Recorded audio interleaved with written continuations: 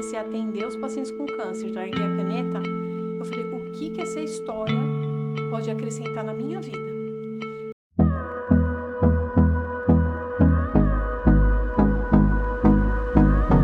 Olá, pessoal! Estamos iniciando mais um episódio do Valiosamente e hoje temos um assunto muito incrível no qual eu confesso que não domino muito, né? Não sei muito sobre e estou super animada. Então, eu queria pedir para vocês aí apoiarem o nosso projeto, compartilhando, curtindo, comentando, seguindo nós nas redes sociais. Então, a gente tem aí o podcast nas redes sociais também, no Instagram. Então, acompanhe lá para você não perder nada e ficar por dentro de tudo. E a Mari vai estar apresentando a nossa convidada de hoje. E hoje a nossa convidada é uma profissional incrível, hein? Super valiosa, que vai estar falando um pouquinho pra gente aí tudo sobre esse universo aí da dor, né? Da parte da oncologia também. Mas quem que é ela? Quem tá aqui com a gente hoje é a Daniele Salvaia, que ela é fisioterapeuta, tem o título de especialista em oncologia pela COFITO, pós-graduada em fisioterapia oncológica. Além disso, ela também tem formação em dor pela Faculdade de Medicina da USP. Há 15 anos, ela atua como fisioterapeuta na área da oncologia e das dores crônicas no terceiro setor e também na rede privada. Ela ministra cursos na área da dor e da oncologia, é palestrante, escritora, quanta coisa, né? Nossa, Mari, que mulher incrível! E além disso, ainda é mãe de 3 meninos. Olha só. Aonde tem bastante coisa pra Tem trabalhar muita aí, né? coisa aí. E também é atrevida na costura, né? No tempo, nas horas vagas ali, Acho né? que precisa, né? Adoro! Não posso dizer que eu sou costureira, porque ia ofender as costureiras, né? Mas estou aí em atrevimento. Ótimo, Ai, que perfeito, Dani. Dani, a gente agradece já a sua participação, Com né? Ter certeza. aceitado vir aqui pra gente bater esse papo, falar de um assunto tão importante, tão relevante, né? Sem dúvida. Que é justamente aquilo que aflige muitas pessoas, principalmente quando a gente fala de dores crônicas, né? E também da parte da oncologia, né? Uma doença aí que abala, né? O físico e o emocional de tanta gente. Sim, eu Sem que agradeço dúvida. o convite, me sinto lisonjeada, sabe que eu sou muito sua fã, te adoro, tenho você no coração e agora sou amiga também, desejo muito sucesso para esse podcast. Sim. Vai dar certo, porque tudo que tem amor envolvido dá Sim, certo, é né? verdade. Então, muito obrigada pelo convite, viu? Ótimo, Dani. Obrigada. E a gente, acho que para começar, Dani, eu queria que você trouxesse um pouquinho aí da sua atuação, né? A Dani, gente, eu conheci ela quando eu entrei na área da oncologia, né? Então já fazem, acho que desde quando eu me formei, 6 anos, né? Então, logo que eu me formei, eu já entrei nessa área. E a Dani, diferente de qualquer outra profissional que eu já conheci, tem muito zelo por aquilo que faz, tem muito amor, né? Tem até uma frase do seu livro, né? Que é uma fala da sua avó, né? Sim. Que falou pra você sobre que tem muito médico, né? Tem muito profissional que segura a caneta, né? E não era pra você segurar a caneta, mas sim olhar nos olhos, né? Dos seus pacientes, Isso né? mesmo. Nossa, que profundo, Mari. Que bonito, né? Muito. E é uma coisa que a gente vê muito, né? Sim, Então, sim. Principalmente acho que nessa área, né? Vocês que estão dentro, pode falar com mais propriedade, Sim. né? Mas eu acho que é muito você sentar lá e olha, tá aqui, tá tudo pronto, faz isso e tchau. Nossa, Né? com certeza. Quando eu escolhi atuar na área da oncologia, que foi, né, na verdade, parece meio piegas, mas foi a oncologia que me encontrou. Depois, se tiver um tempinho, eu conto para vocês como é que foi esse momento, assim. E eu falei para minha avó, né, muito sábia, olha, eu vou atender uma paciente oncológica. E ela falou, olha, a partir de hoje, não segure canetas. Olhe nos olhos dos seus pacientes. Eles vivem o pior momento da vida deles. E isso foi muito bom para mim, porque eu levei isso muito a sério. Eu levo muito a sério os conselhos da minha avó. E eu nunca segurei caneta. Eu sempre converso, né? Porque os próprios pacientes dão o diagnóstico para a gente quando a gente tem essa paciência de ouvir, a gente tem essa disposição da escuta afetiva, né? Que é tão valiosa no nosso tratamento. Então, eles mesmos vão nos orientando, né? Quantas e quantas vezes eu atendi um paciente com dor e que a questão estava mais envolvida psicológico, as questões sociais desse paciente, porque dor é isso. Dor, ela é biopsicossocial. A gente não pode pensar em dor só envolvendo a lesão, né? Então, assim, o paciente tem um câncer, vamos pensar no câncer. Tá, ele tem uma doença, ele não é o câncer, ele está. Eu falo muito isso para os pacientes. Você não é. A gente precisa te achar de novo, porque quando o paciente recebe esse diagnóstico, ele se perde. Ele se perde emocionalmente, se perde financeiramente, né, socialmente. Sim. Muitas vezes perde a renda que tinha, muitas vezes é o pai da família, o arrimo. Então, assim, desestrutura tudo. E isso potencializa a dor física nele, né? É noite mal dormida, perda de vontade de se alimentar. Então, é um ciclo. Esse ciclo da dor, que a gente também fala muito em dor total nos pacientes oncológicos, alguém tem que resgatar esse paciente de lá. Então, eu levo isso como uma missão mesmo, né? Eu tenho esse olhar atento. Eu entendo do que está acontecendo fisicamente, eu procuro ajudá-lo, obviamente, que é a minha área de atuação, mas eu estou sempre atenta a essas questões que vêm da emoção para encaminhar para o colega, né? Que vem das questões sociais para encaminhar para assistência social. Às vezes, a dor dele está tão potencializada porque ele paga aluguel e ele perdeu a renda. Então, do que adianta eu tratar uma tensão de uma musculatura nesse paciente se o que está lhe afligindo é o dinheiro que não tem porque precisa pagar aluguel? Então, eu encaminho para um assistente social. E só da gente falar, olha, tem recurso hoje, né? Vamos ver se o senhor se enquadra em algum recurso do governo, né? Tem advogado que pode te ajudar. Já. E essa questão é muito importante, né? Dar possibilidades, ver quais são as possibilidades, né? Quando se tem esse olhar atento dentro do consultório, né? Então, quando o paciente ele traz uma demanda para você, e aí você fica atento em todos os detalhes da situação, e aí você realmente vê, ok, o que eu vou fazer agora, né? Eu vou só aqui vender o meu peixe, né? Fazer o meu atendimento, ganhar o meu dinheiro, ou eu também vou ter esse olhar atento para ver quais são outros recursos ou quais possibilidades que eu posso proporcionar para esse paciente, a qual realmente vai fazer bem para ele como um todo, né? E é isso que ela falou, realmente é muito importante, né, Mari? Na questão de você não é a doença, você está com a doença, né? Porque é esse olhar que a gente precisa ter mesmo, né? De não segurar a caneta, de não, vou cuidar só do seu diagnóstico. O que você tem é isso? Então você está sentindo dor por conta disso, a gente vai tratar isso. Pronto e acabou, né? E aí ver esse todo realmente, Exato. né? E você sabe que isso é tão imaturo de um profissional de saúde que se põe nesse lugar? Isso eu estou falando de médico, de psicólogo, de físio, de nutricionista, tudo. Porque se coloca como só ele é o importante. Então tem a questão do ego, tem a questão... Então a gente precisa derrubar isso. Esse modelo também biomédico entre paciente e médico, gente, isso acabou. Isso já é cientificamente comprovado que é uma rede que atua em benefício desse paciente. E a gente ainda vê, nos dias de hoje, essa imaturidade para mim. Sim. Não sei o que acontece. Então, assim, não tem como, gente, não tem como. É científico. Tratar dor crônica, dor oncológica, sem pensar num colega psicólogo, sem pensar num médico da dor, né? O oncologista, obviamente, mas um médico da dor que tem muito mais especialidade nisso, né? Sim. Num nutricionista... Sim. Então, assim, não tem como, até numa dentista, se o paciente faz químio, tem ferida na boca, como que vai comer? Né? Que eu preciso nutrir. Então, assim, é uma série de coisas que envolvem esse paciente e que não são todos que estão ali sentados, predispostos a... tá. Então vamos ver o que a gente... E a consulta se passa no SUS, então, né, gente? Se passa ali 20 minutos, 15 no máximo, já precisa trocar o paciente. E dor crônica é a mesma coisa, né? Não dá.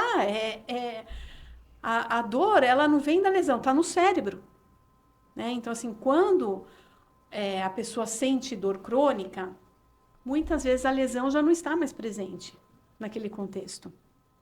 Existiu uma lesão, que a gente chama de fase aguda e subaguda, e essa fase maltratada, em muitos casos, pode ocasionar uma dor crônica.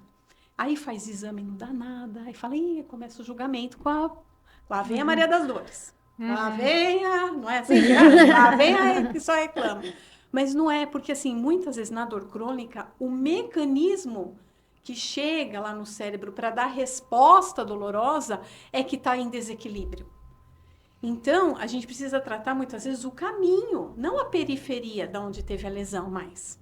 Né? É isso. E quando chega aqui, a gente tem uma rede neural que faz esse trabalho para dizer quanto de dor que essa paciente vai ter, se eu preciso correr daquela situação, se eu posso ficar calma. Então, assim, não existe um lugar pontual no cérebro que a gente fala, é aqui que gera dor.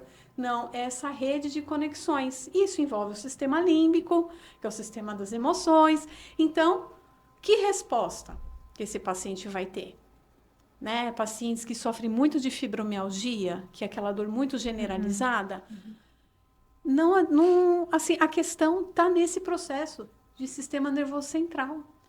Então, precisa ter ajuda de um psiquiatra, de um bom psicólogo, para entender qual que é a demanda, né? Eu já atendi pacientes que sofriam de dor por conta de uma perda muito severa, assim, e falou assim para mim, nossa, nessa época, eu sempre sinto mais dor, deve ser o frio. Aí eu perguntei, mas quando que foi que aconteceu? Aí ela ficou paradinha assim. Nossa, nunca ninguém me perguntou isso.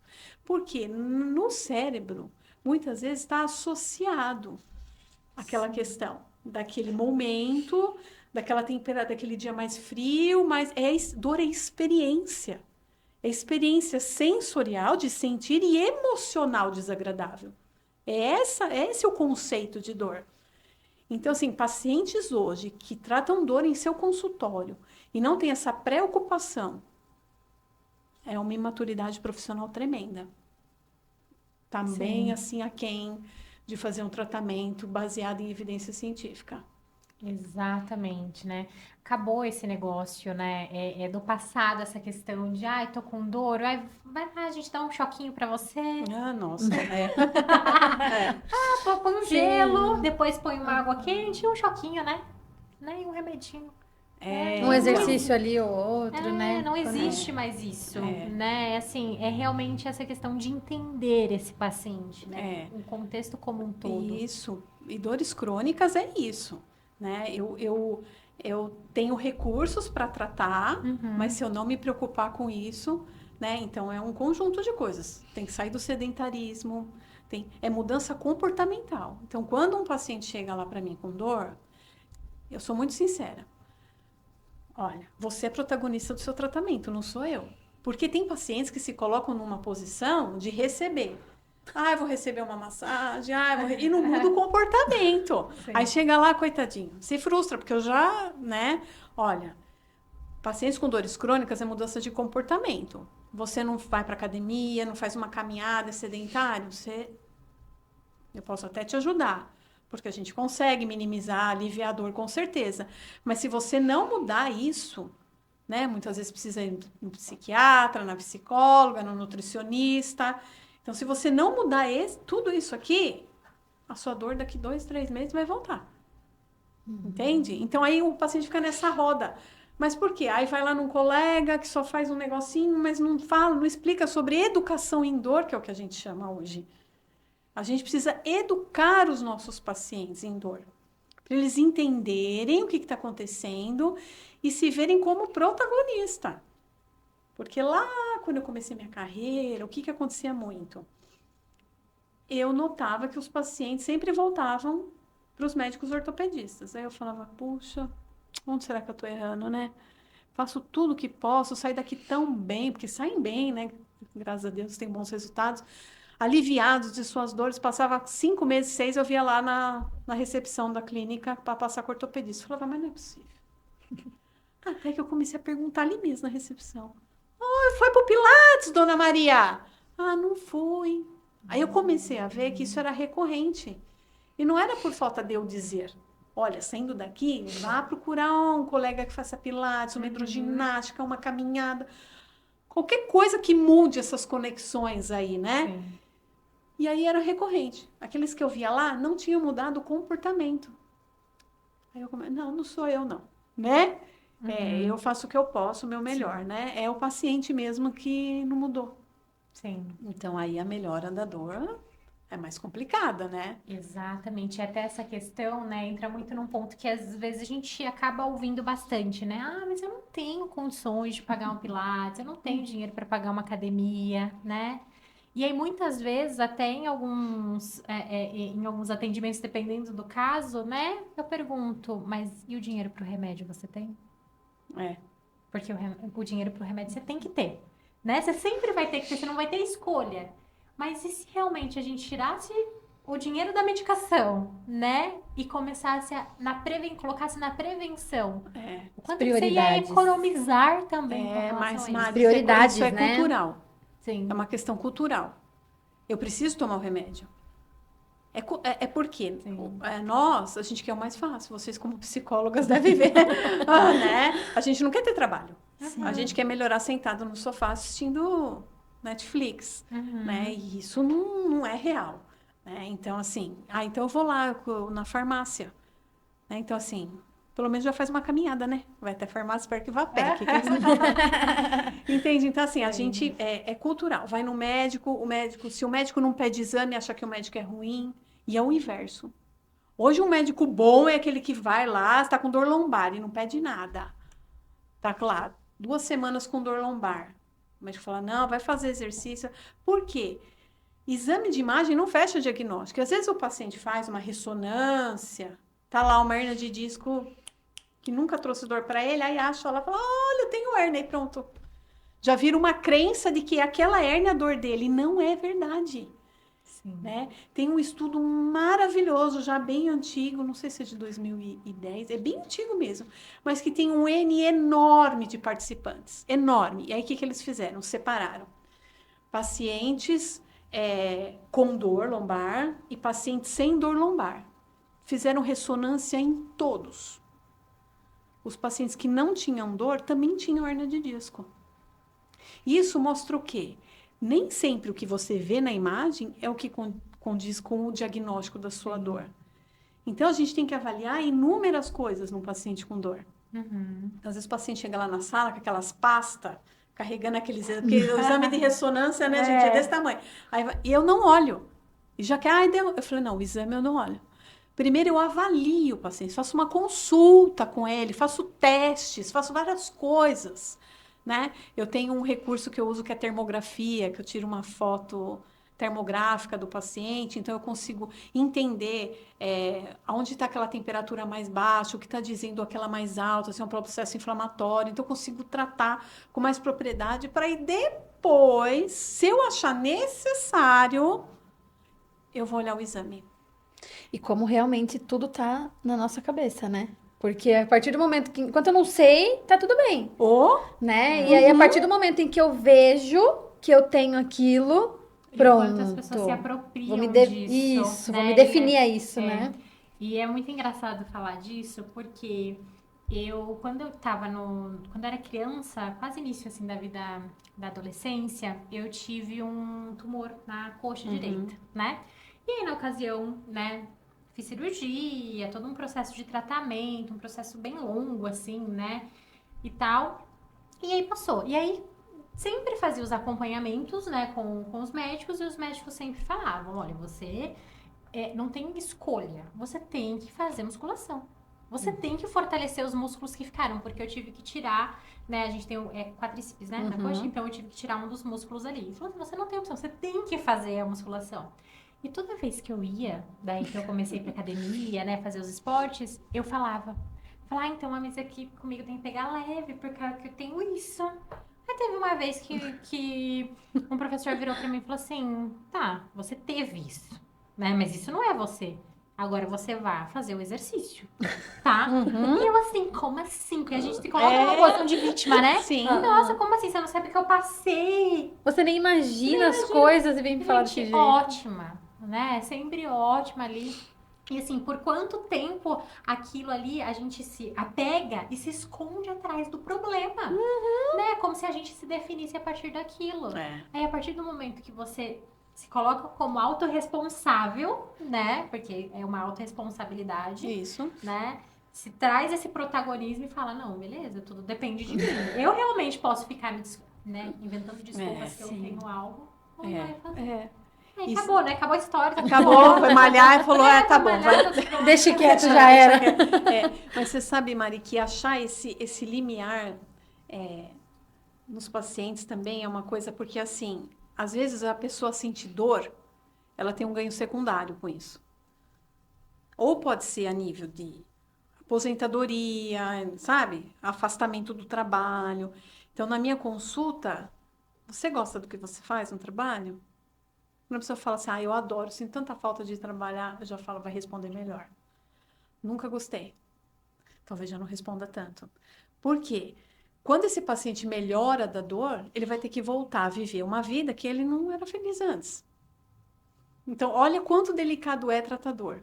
Quantos vieses que tem, né? E tem também, então a gente achar esse ponto, né? Por exemplo, pacientes muito idosas que quando sentem dor tem todo aquele abraço do filho que casou cedo, que foi embora, mas leva ela no médico, leva ela na farmácia, vai almoçar com ela. Será que ela quer melhorar da dor? Entende? Então, assim, esse olhar não é para todos os profissionais, entende? Então, também é uma coisa que a gente tem que pensar, né? Tem pacientes que eu começo a tratar, eu vejo, não vai melhorar mesmo. Então, então é o máximo que eu consigo fazer por você. Eu atendi um que estava com problema na mão. Ele trabalhava na área da civil. Eu falei, vamos cuidar dessa mão para você voltar. Ele estava afastado e ele precisava voltar, porque ele era o arrimo da família e estava dependendo da aposentadoria da sogra. E aquela casa naquele contexto, né? Inúmeros filhos, aquelas coisas. Então, eu vou te ajudar. A gente vai melhorar a mão para você voltar. E assim foi. Ótimo. Só que eu tenho uma estratégia de tratamento, assim, eu não falo, eu vou te dar alta, porque como eu não trabalho com convênio, não tenho esse número de sessões, eu atendo o paciente por terapia, assim, por intervenção, né? E eu costumo falar. E nesse dia ele começou a fazer tudo. Eu falei, olha, tá de alta. Eu vi que ele já... Falei, tá de alta, tá ótimo, né? Vamos falar com a assistente social, para a questão do INSS, né? Esperar da... Aí eu vi que ele ficou meio assim me olhando, ele falou, mas você não sabe, doutora, eu tenho uma hérnia aqui umbilical enorme que não deixa eu fazer força. Ele nunca tinha me falado dessa hérnia. Então eu entendi entre linhas que ele não quer voltar. Sim. Aí eu falei, então hérnia realmente eu não resolvo. Aí hérnia você tem que procurar o gastro, fazer outra coisa que aí não é comigo. Mas na hora eu entendi. E realmente, ele ficou ótimo da mão, mas ele não voltou para o trabalho. Ele ficou em casa dependendo da sogra, financeiramente.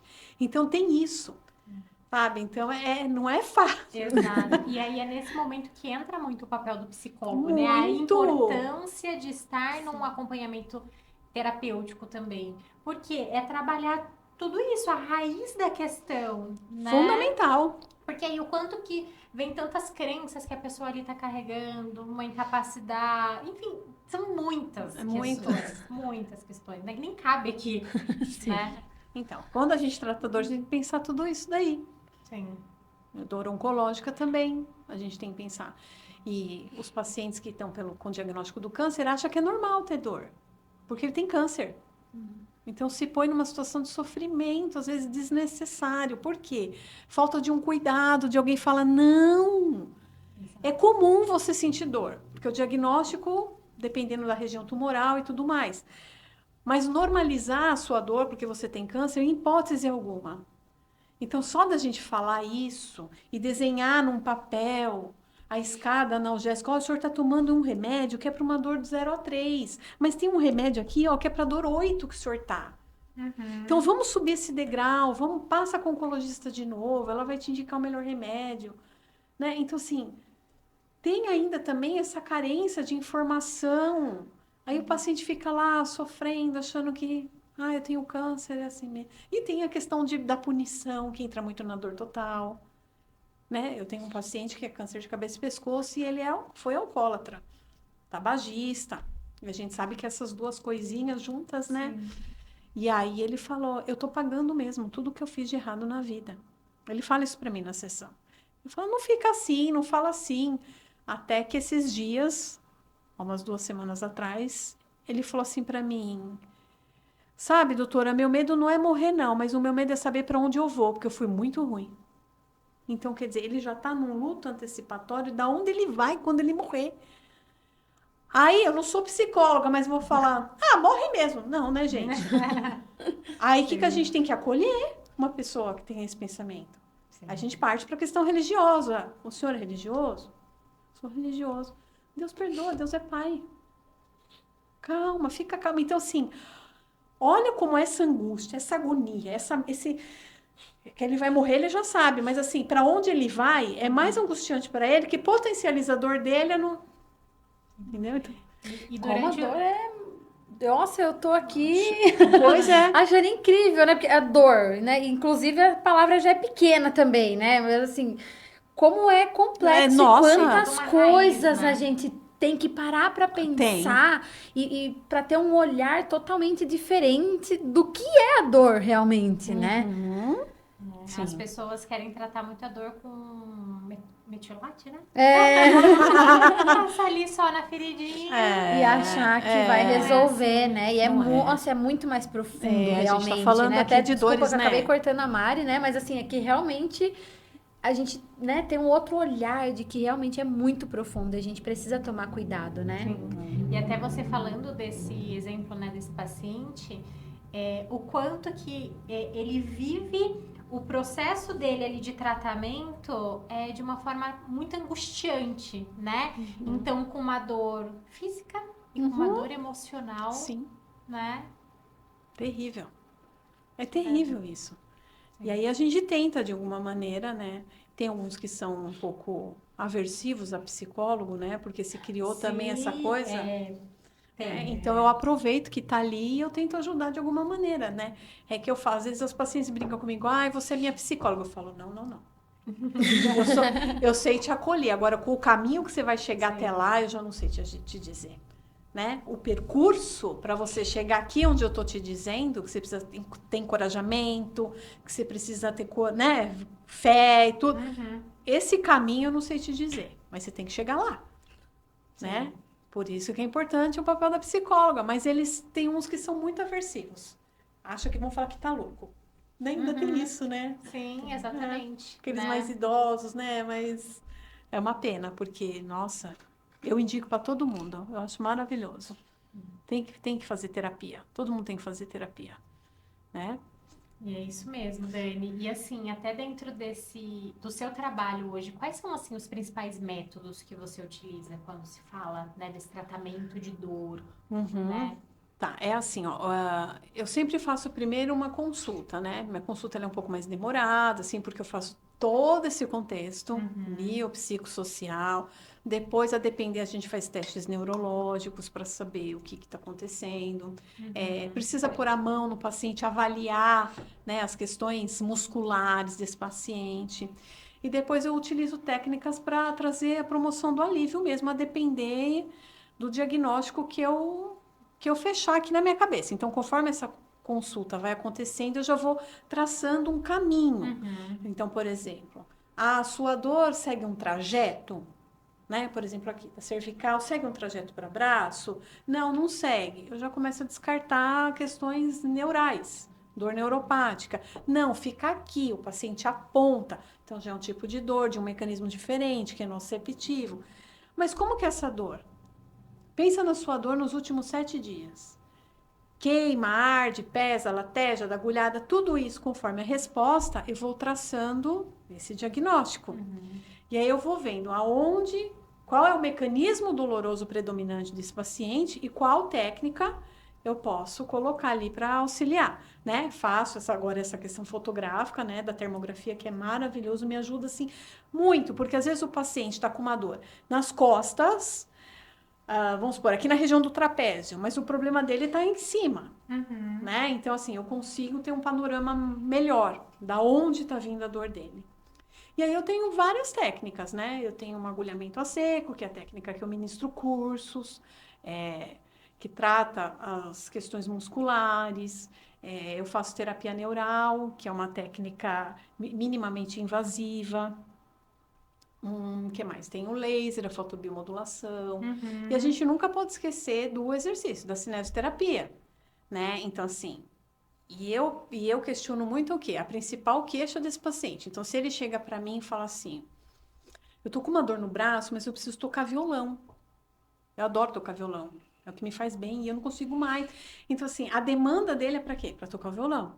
Então, eu vou tratá-lo de uma maneira que eu insira ele dentro, de novo, da música, que ele consiga tocar o violão. Então, tem pacientes mais idosos, não consigo me virar na cama. Então, o meu trabalho qual que é? Não é que ela sai andando saltitante. Não, a gente vai virar, fazer esse trabalho, depois de pensar em toda a região muscular, neural, tudo, ela virar na cama. Né? Tem pacientes, eu tenho dor no joelho, mas eu preciso subir no ônibus, preciso pegar ônibus. Então, a gente vai trabalhar um contexto, entende? Então, a gente saber qual é a demanda do paciente, não a nossa. Porque a gente tem essa, né? Há pacientes que fazem cirurgia de câncer de mama, que tiram toda a mama, fazem esvaziamento da axila, muitas vezes perde mobilidade do membro, né? Do braço. Então, chega lá com o braço curtinho, aí a gente vai trabalhando, até para fazer uma rádio, tudo. E aí eu falo para a paciente, qual que é a sua necessidade com esse braço? Por quê? Tem profissionais que querem que chegue aqui, eu não. Se ela fala assim para mim, eu preciso pegar um pote aqui, estender a roupa no varal, e passou ali 3 intervenções, está conseguindo? Tô. Por quê? Quando ela faz aquilo que ela deseja, aquilo que ela quer, ela deixa de ter o que a gente chama de hipervigilância da dor. Ela esquece e vai naturalmente. Quando se vê, já está aqui. Né? Quando não tem uma questão muito severa. Então, assim, eu preciso dar a condição para aquela paciente da necessidade dela, não da minha. Né? E isso eu fui aprendendo com a maturidade também, viu, Mari? Porque no começo tinha que levantar o braço até em cima da cabeça, né? Aí depois eu falei, pra quê? Né? Aí elas lá, ixi, gente, tô falando coisa de antiga isso, hein? Coisa de gente antiga. Elas falaram pra mim, doutora, mas eu já pego as coisas tudo em casa, já tá bom. Eu falei, tá bom pra senhora? Tá. Então pra mim também tá bom. E pronto, e foi assim, entendeu? Então eu falo, e os pacientes me dão alta. É quase isso. Essa maturidade profissional é muito importante, né, Dani? Porque hoje a gente vê tantos... são casos e casos, né? Mas às vezes a pessoa ela vai numa fisioterapia e ela chega a um ponto ali de... Meu Deus, a pessoa tá ali, nossa, com uma dor imensa e aquele negócio tá machucando. Não, mas tem que fazer. Né? E até que ponto? Né? Então, às vezes, é realmente isso. Não, vamos ver primeiro a necessidade, né? Atingiu a necessidade? Isso. Opa, esse outro... Isso, e assim, a gente conseguir encaminhar para outros colegas. Gente, qual é o problema? De você falar, olha, até aqui é comigo. Agora, até aqui, você vai lá no educador físico. Eu tenho essas parcerias. Às vezes, eu tenho pacientes de joelho, que fizeram cirurgia. Eu vou até um momento que ela consegue andar com a bengala, consegue subir no ônibus, consegue entrar. Agora você vai procurar essa colega aqui, ó. Eu tenho colega que fazem pilates. Agora você vai lá na pilates fazer. Porque, viu? É assim que é. Exato. Às vezes eu não zero a dor de um paciente. Ele chega lá com uma dor 9. Eu chego com uma dor 2. Essa dor 2 é no exercício lá no pilates. É a minha colega lá que vai. É a educadora física que vai resolver. Porque vai trabalhar as conexões aqui, ó, da farmácia que a gente tem na cabeça. A gente tem uma farmácia endógena no nosso corpo que libera as nossas endorfinas, encefalinas, tudo que é maravilhoso para tratador, né? E é essa minha colega que dando esse encorajamento. E assim a gente tira o paciente do ciclo, né? Agora o colega quer fazer tudo sozinho. Aí quem perde? É o paciente. Exatamente. Eu tenho uma raiva disso que você nem imagina. Porque justamente, né, esse egoísmo de, não, eu dou conta, eu faço, deixo aqui, e aí fica lá 50 sessões de fisioterapia, Exato. né?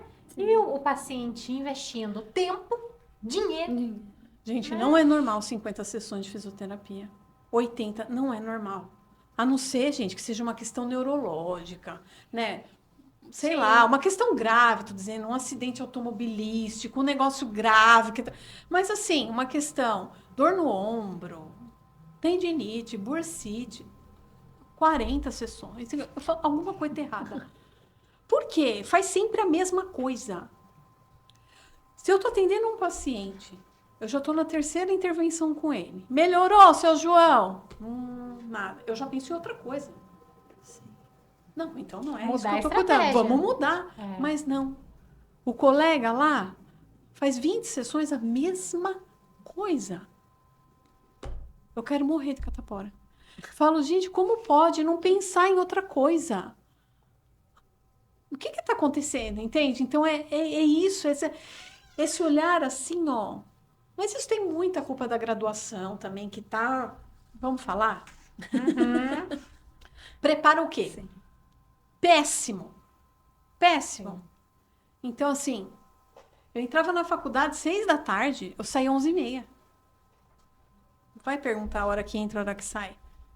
Ah, entra 8, sai 10h30. Aí faz aula. Eu fico, Fisioterapia online. Fisioterapia. Graças a Deus, meu conselho tá numa força-tarefa. Tá na função, tá na função. Tá na função. Meu conselho, graças a Deus, aqui, pelo menos o de São Paulo, tá engajado. Tá engajado. Mas é isso. Sim. Aí, E aí é importante, e aí eu acho que assim, é importante aí as pessoas terem informação para elas até mesmo saberem como cobrar isso dos profissionais. Nossa, menina, e o pior é Né? assim, que invalida o que a gente faz. Sim. Quantas vezes vocês não ouviram, a fisioterapia não presta pra nada? Eu ouvi milhares de vezes isso. Já fiz um monte, não serviu pra nada. Eu fico, oh meu Deus, que tristeza. Coloca a minha profissão no limbo, né? E não é a profissão, é o profissional. Sim. É igual tem médico que não presta, tem também horrível, nutricionista tem horroroso, tem tudo ruim. Entendeu? Então, assim, não é a medicina que não presta. Sim. É o médico que não foi competente. Não é fisioterapia que não presta. É o fisioterapeuta que te cuidou que não foi, assim, dos melhores. Entende? Só que a fisioterapia fica banalizada nesse sentido. É como se todos os profissionais não prestassem, né? Aí coloca a gente numa situação delicada. Porque a gente tem que ficar provando o tempo inteiro que funciona assim. Isso é tão cansativo. É tão cansativo tirar da cultura, da cabeça das pessoas. Tanto é que os pacientes que passam comigo falam, nossa, eu nem sabia que fisioterapia era assim. Né? Que nem fisioterapia oncológica. Os pacientes acham que vão lá para fazer exercício só. E não tem nada a ver. Sim. A gente faz laser para ajudar na cicatrização da cirurgia. Nossa, é tanta coisa. Dos efeitos colaterais da quimioterapia, o que a gente trata, neuropatia periférica, fadiga oncológica. A gente trata o universo, não é só exercício. Mas é cultural. Ah, não presta para nada, eu vou lá para ficar fazendo exercício. Então, quando eles passam comigo, eles falam, nossa, nunca imaginei. Mas pela banalização Exatamente. que virou. Aí a gente tem que ter essa força, Então, vamos lá. Vamos mostrar o que a fisioterapia faz.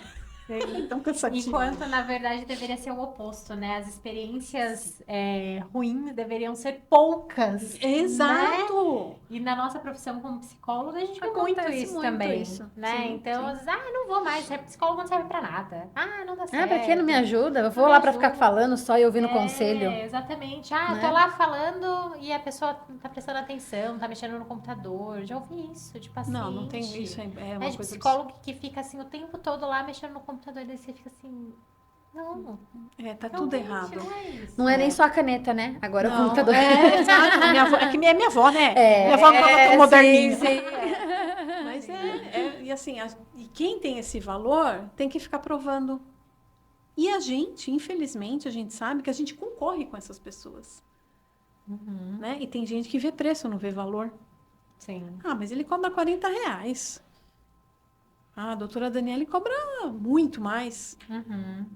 Mas eu resolvo em 2, 3. O colega lá dos 40 vai 10, 20, 30. Quando vê no contexto, não resolveu nada, gastou todo. Então, assim, as pessoas não pensam, né? Procuram profissionais de internet. Eu quero morrer com isso, né? Gente, parem de olhar Instagram, número de seguidores. Né? Vão lá, currículo Lattes. Eu comecei a ficar engajada nisso. Né? Porque o currículo Lattes é onde tem a experiência do profissional. Não é número de seguidores. Tem até um colega físico que é super também, assim, bravo, né, para melhorar a nossa área. E ele fala que tem um senhor que ganhou o Nobel, que ele nem Instagram tem, nem tem, ou tem, alguém tem Instagram lá, tem 3 mil seguidores. Então, quer dizer, oi? Né? Então, assim, as pessoas estão, hoje em dia, esse Instagram, ele é uma ferramenta de trabalho muito valiosa, né? Tem gente que faz dele uma rede social mesmo, né? A gente que é Sim. profissional em sério faz, e passa informações sérias e que ajuda mesmo as pessoas, mas tem outros que sabem fazer marketing, que sabem se vender, que é o que a gente estava conversando, né, Má? Sim, Sabem sim, se vender. verdade. Então, vendem uma coisa que... E É as pessoas inalcançável, caem, às as vezes, pessoas né? caem. Né? Essa questão de high ticket, eu fico, gente, o que é isso? Que mundo, para onde que a gente está seguindo na área da saúde? Uma consulta R$ 3.700, tudo bem, ele tem o valor dele, mas não, para tudo, né? Então, assim, reveja isso, né? Para de olhar Instagram e entra lá, currículo Lattes. Coloca o nome do médico, coloca o nome do fisioterapeuta. Né? Tem fisioterapeutas que têm 2 mil seguidores, são maravilhosos. Sim. PhD na área. E aí? Porque não sabe se vender, vai lá, faz o trabalho direitinho, vai. Então, olha... E é justamente, acredito que é essa questão, né? Quando a gente está falando de área da saúde, né? A gente está falando de cuidado com o outro, a gente tem que parar de olhar para o próprio umbigo e começar a olhar para o paciente, olhar para a pessoa que a gente vai atender, né? E isso é um ponto muito importante, porque senão o que acontece? Aí fica realmente tanta gente olhando só para si mesmo, né? E o tempo inteiro ali, porque eu tenho que ganhar, eu tenho que ostentar, e meu filho. E aí o paciente tá lá, né? Nossa, virou um comércio, assim. É um negócio muito louco e vende-se qualquer coisa. Se eu souber me vender aqui, gente, tem um tratamento revolucionário para sua dor. Eu montei aqui uma almofada que dá um choque. Pronto, entendeu? Vai vender. Exatamente. As pessoas querem o quê? Rapidez, né? Sim. Melhora rápida. E ainda, né, nesse contexto de dor, Dani, um ponto importante, acredito que pra gente falar, é que muitas pessoas, às vezes, acabam normalizando, né, principalmente os familiares acabam normalizando a dor daquela pessoa. Teve até uma fala, né, em uma das nossas conversas que você falou, né, que não é porque a pessoa é idosa que ela tem que sentir dor, é a idade, Isso. né? Não tem muito disso. Culpar a idade, eu acho, né? Muito. Vamos culpar isso e Sim. deixa quieta essa dor aí. Sim. É quase que, você envelheceu, então você vai ter dor mesmo. Tá velha? Né? E hoje a gente tem recursos que ajudam. É lógico, gente, que vai ter artrose. É lógico. Só não envelhece quem morre cedo. Não é assim que a gente fala? Vai ter o desgaste natural do envelhecimento, né? Do jeito que a gente tem ruguinhas aqui conforme passa o tempo, as coisas por dentro é a mesma coisa. Sim. Mas até que ponto a gente não consegue minimizar aquela dor? Eu atendo muito idosos. Atendi uma que me apareceu depois de 3 meses de volta por conta de uma queda. Eu tava tão bem, já tinha voltado a fazer canjica, já tava passando minha roupa. Pronto, objetivo alcançado. Não é porque ela não vai ter dor. Ela vai ter uma dor ou outra, toma um analgésico. Mas é essa esperança. É esse, nossa, eu estou viva, olha só, consigo voltar a fazer canjica. Eu voltei a tomar banho sozinha, sem cuidadora. Olha, agora eu só uso bengala, não uso mais o andador. Então, dentro de um contexto até emocional, essa pessoa se vê viva de novo. Porque só no leito, só no sofá, é normal que você tá velha mesmo. Isso é tudo da idade. E a família tem que ter esse cuidado de não ficar negligenciando isso, porque o idoso, por si só, ele já se sente abandonado ali, né? Porque a vida de todo mundo, tá todo mundo se movimentando, fazendo tudo, e ele tá lá dentro de casa 24 horas por dia, assistindo a programação da Globo, né? Péssima, aliás. Vamos mudar o canal, gente. Né? Então tá lá e se sentindo mal. E aí com dor, né? E se sentindo mal emocionalmente. E as pessoas falando, é normal, da idade. Tá falando, melhor morrer logo. É só morrendo mesmo. Então assim, a família tem uma participação muito importante nas questões, né? Nessas questões dos idosos. Mas graças a Deus, Mari, os pacientes que eu atendo lá, as filhas têm tamanha preocupação. É que a gente precisa falar mais, né? Sim, Teve uma sim. até que me procurou pelo Instagram. Ai, minha mãe é resistente, não quer ir porque o médico falou que é da idade. Aí eu falei, bom, o que que vai se fazer? Nada, mas eu vejo a preocupação da família. Mas ela mesma já criou uma crença limitante, também a paciente, que é da idade. Aí já deve ter feito fisioterapia, aquele negócio que eu tô falando pra você, não resolveu nada, entendeu? Então, E assim, hoje, com a modernidade, a gente tem que ampliar os olhares para essas pessoas, né? sim, Para os idosos, né? Porque a gente hoje tem tantas ferramentas, tantas coisas boas e tantas coisas incríveis para eles conseguirem ter uma vida mais tranquila, sim, que como você falou, com dor, mas assim, com saber qualidade de gerenciar vida. com qualidade, Isso. exatamente, né? E aí entender que ali não acabou. Né? Eu sou idoso, não acabou, não é porque acabou minha Não. vida que eu sou idoso. Não, Exatamente. né? Tem muito aí a fluir ainda, né? E até tem uma parceria, né, nossa, que aqui uma patrocinadora nossa, né? Que é a longevidade. Gente do céu, que isso? Um trava-línguas pra mim agora, a longevidade de tu. Gente, que é maravilhoso o trabalho que muito eles legal. fazem lá. As meninas né? lá na longevidade, elas são psicólogas, tem psicóloga e Gerontologia, isso. E elas fazem um novo cuidado para envelhecer. Então, tem atendimento psicológico, tem grupos de apoios, né, para ansiedade, tem grupos de apoio para viuvez, tem grupo de apoio ali, diversas questões para depressão, Sim, né? sim. E tem até o cuidado que elas fazem para familiares de pessoas que têm Alzheimer. Nossa, Então, que dão todo bacana, esse que suporte. trabalho maravilhoso. Né? Então, assim, um Exatamente. trabalho incrível, Com certeza. e que assim Sim. precisa, né? As pessoas precisam saber sobre isso. Precisa. E elas só atendem 60 mais. Então o público delas é 60 mais. Então Maravilhosas. toda essa parte emocional aí, elas Muito cuidam. legal. Desse pessoal, né, que assim, tá vivo. É lógico. Vamos. E hoje em dia, gente, não é igual como era antes, né? Isso. Eu vejo meu avô tem 95 anos, gente, ele dirige, ele vai no supermercado, ele vai no banco, ele tem maravilhoso. 95. Minha avó tem 93, moram os dois sozinhos. Então, assim, Olha gente, aqui. o Qualidade, né? idoso, aquele idoso tão fragilizado, que tá Coitadinho. indo embora. Gente, hoje em dia o negócio é... Sim, Então, a gente precisa ouvi-los. E também até essa autonomia do Autonomia. próprio, né, do próprio idoso, eu acredito que vem muito de como a família também Sem elabora dúvida, isso, não é? sem dúvida, Mari.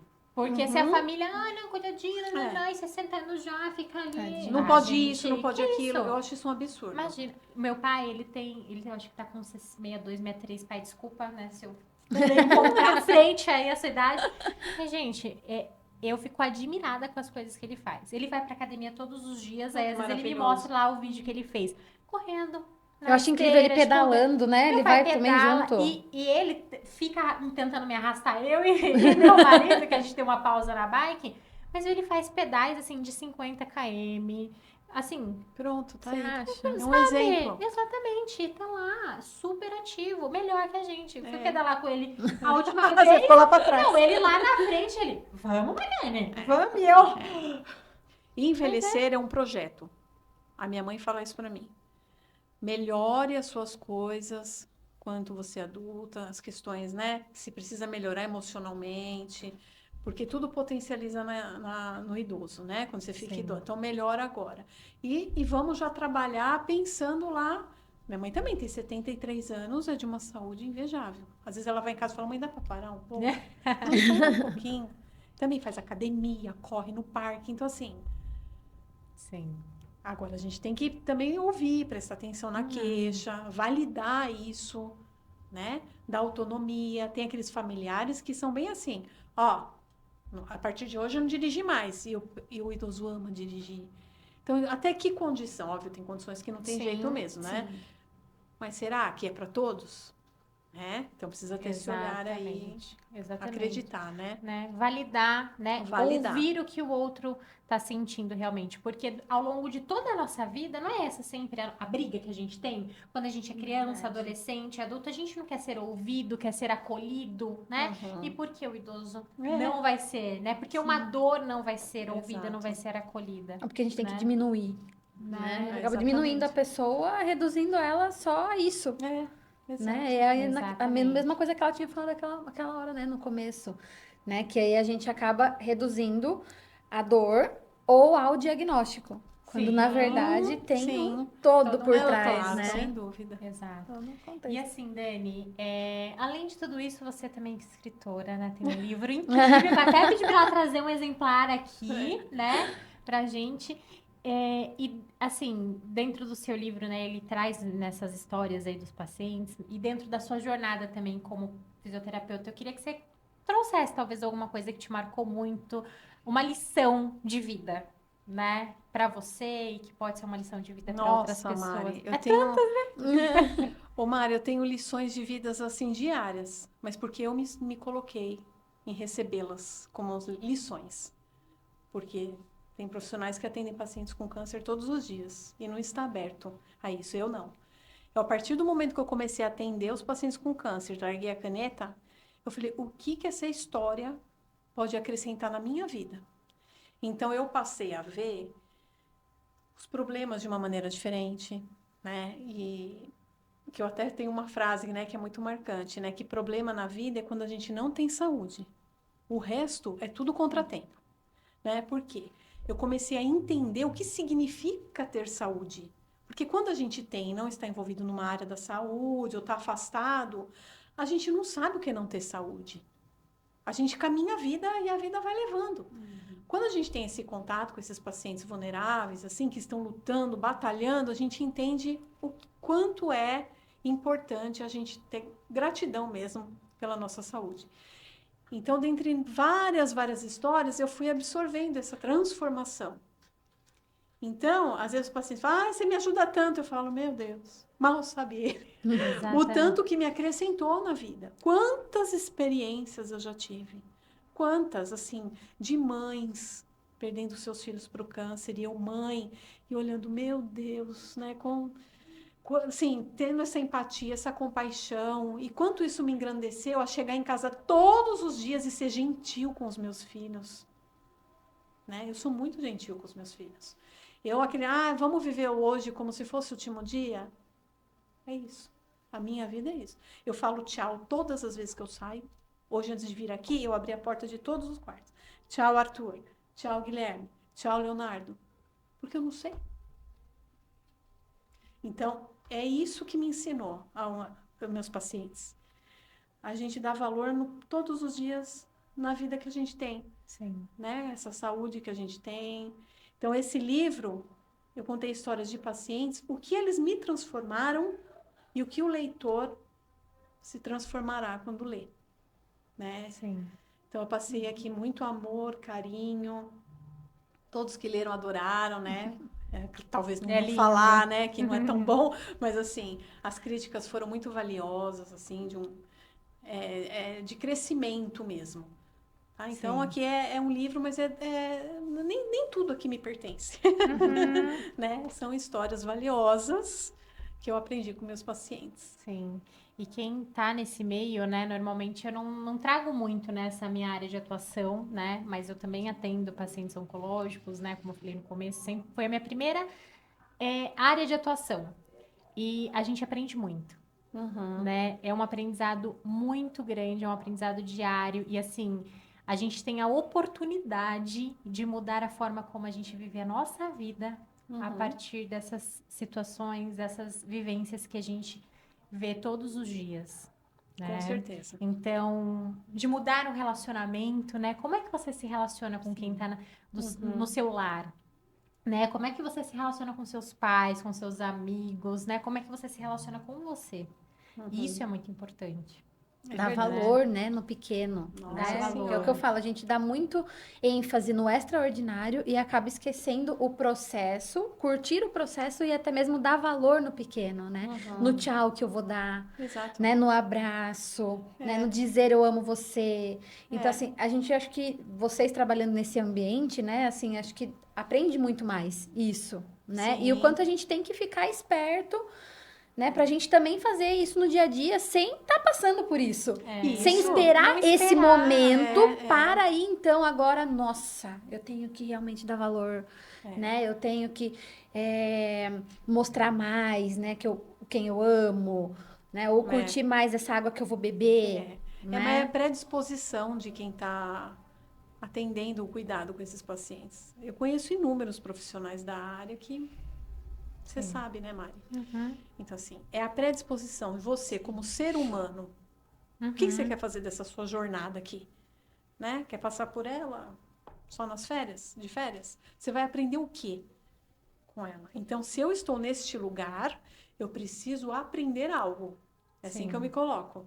Então, o que essa paciente hoje me ensinou? Né?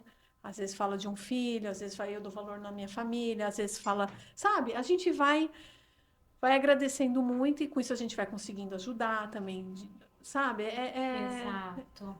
Mas a gente tem que estar com os ouvidos e o coração aberto. Exato. Né? E uma coisa que eu falo, tanto para profissionais da área da saúde de modo geral, principalmente psicólogos também, né?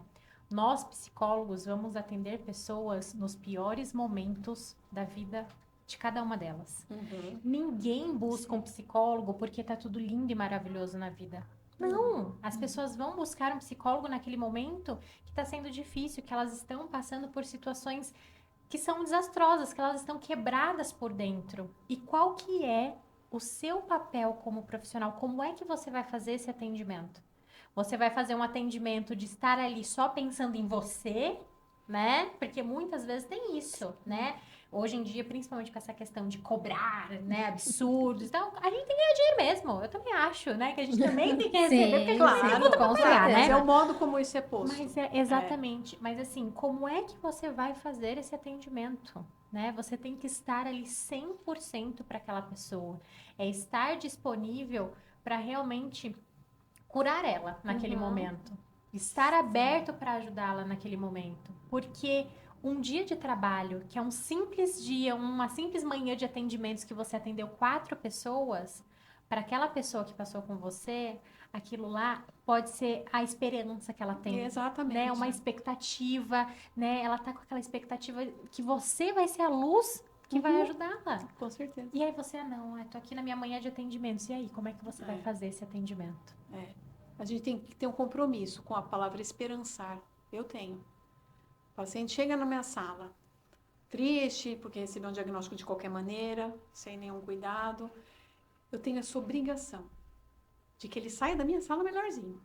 Então, essa palavra esperançar, eu sempre coloco.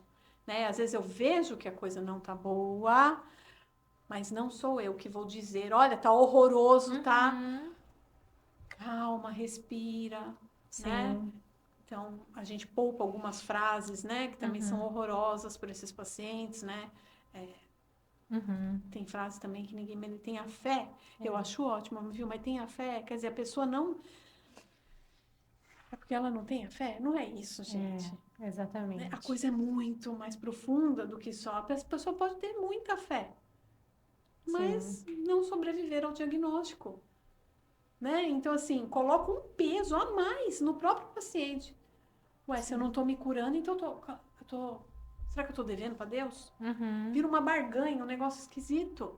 Né? Então, a gente tem que saber esperançar de uma maneira sendo claro. Olha, o seu diagnóstico é esse, mas veja bem. O veja bem já faz total diferença. Tem isso para fazer, tem isso. Existem né? possibilidades. Existem possibilidades. Né? Caminhos. E o que é sobreviver para você? Né? Teve até uma paciente aqui no livro que eu relato esse caminho para ela. Porque ela estava numa situação muito difícil. Ela falava, mas Deus vai me curar. Ela usava muito essa frase. Aí eu falava, Deus já está te trazendo a cura. Olha o caminho que você está percorrendo. Né? Você conseguiu ver seu neto nascer. Você conseguiu ir na festa de casamento. Vai caminhando como se fosse um bosque. Vai indo. Até que lá na frente você encontra Jesus. Então, assim, eu transformei a fé que ela realmente tem em Jesus numa questão que pode chegar lá na frente, só que ela tem que estar em paz com a fé dela. Tem que estar tranquila, que ela tem a fé, sim. Né? Então, a gente... Ai, Mari,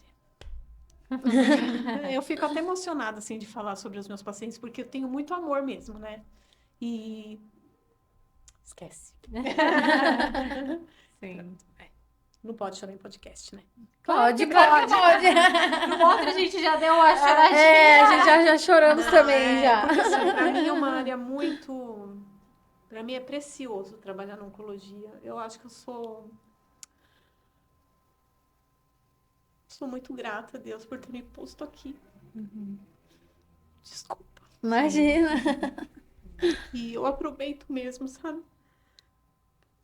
Se Deus fala que a gente tem que ofertar amor, é isso que eu faço. Então, assim, você é diferente, você não. Eu só sou aquilo que a gente deve ser. Gentil, amorosa, esperançar. Sim. Esse é o meu papel. Não como fisioterapeuta, como ser humano. Como ser humano. A gente tem que, eu falo até aqui no livro, a gente tem que ser humano e estar humano. É estar nessa posição humana de acolher.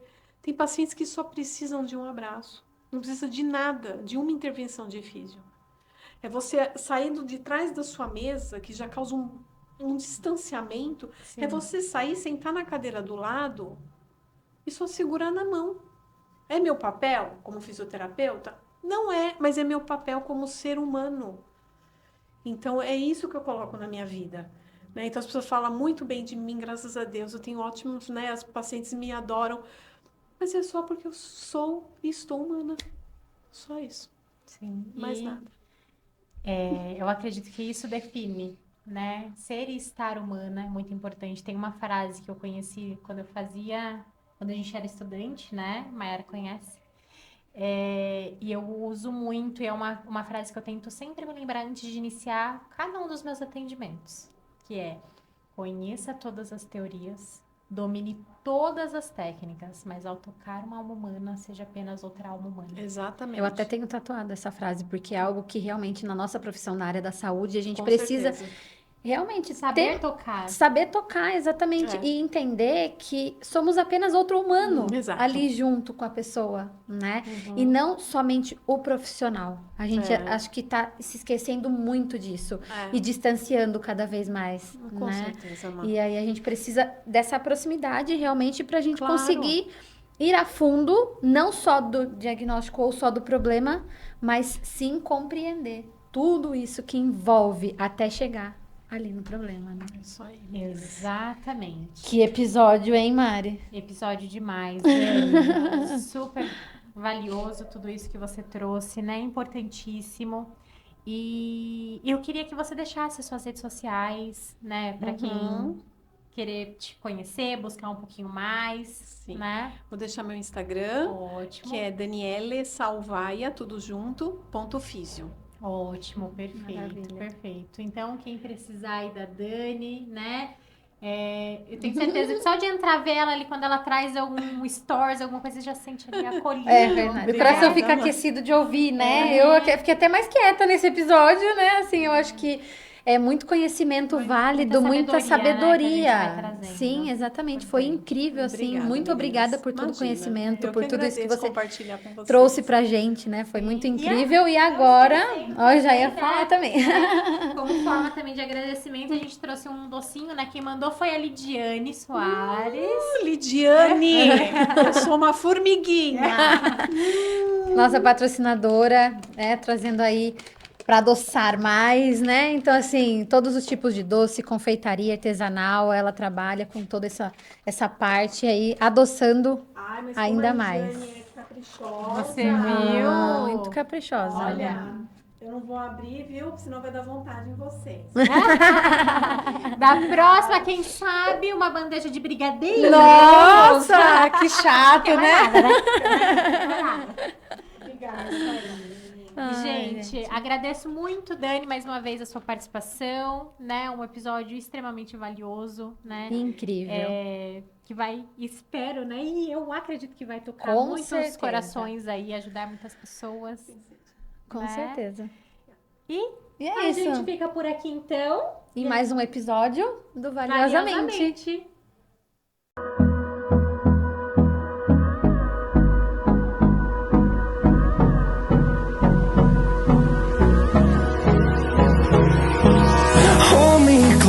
I get up, time is barely on our side.